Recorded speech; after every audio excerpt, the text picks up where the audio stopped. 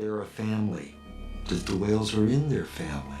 They have their pods, but that's just, an artificial assemblage of their collection, however management decides they should mix them, and whichever ones happen to be born or bought and brought in.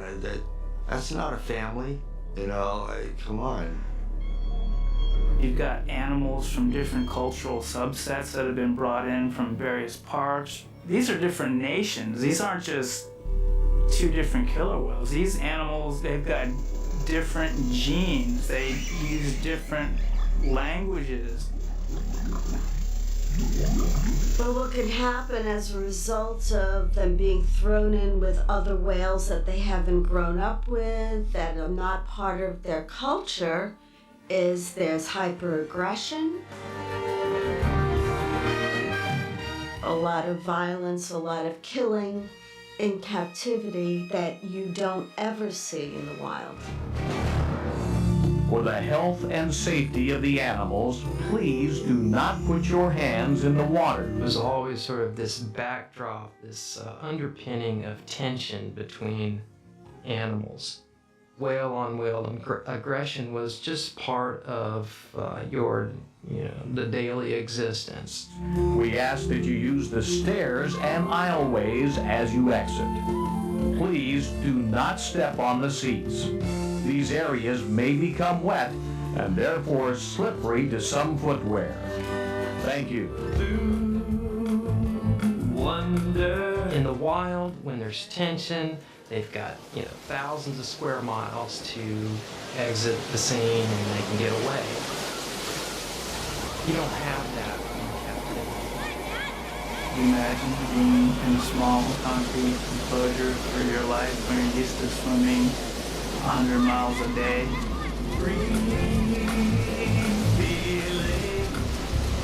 Sometimes this aggression became very severe. In fact, whales have died in captivity because of this aggression. I think it was 1988, Candu trying to assert her dominance over Corky, rammed Corky.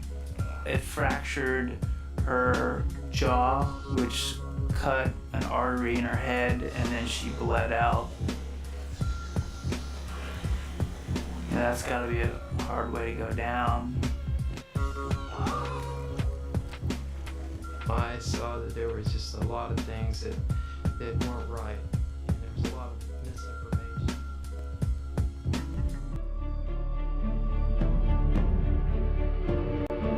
I believe it's 70 plus, maybe even more, just killer whale trainer accidents. Tamari made mistakes. The most important one was interacting with whales without a spotter. So she's putting her foot on Orchid, she's taking her foot off. She's putting her foot on Orchid, her rostrum, she's taking it off. Watching the video, knowing Orchid, your stomach drops because you know what's probably gonna happen. She grabbed her foot. Tamari whips around and she grabs the gate. You see her just ripped from the gate. At this point, Tamari knows that she's in trouble. She's under the water. Splash and Orchid both have her. She's totally out of view. No other trainer knows that this is happening. People start to scream, as the park guest that was filming it. You don't see her, but you hear Tamari surface. You hear her just scream out, "Somebody help me." And the way she screamed it was just such a blood-curdling, like she knew she was gonna die. Robin, when he ran over, he made a brilliant decision. He told a trainer to run it and take the chain off Kasaka's gate.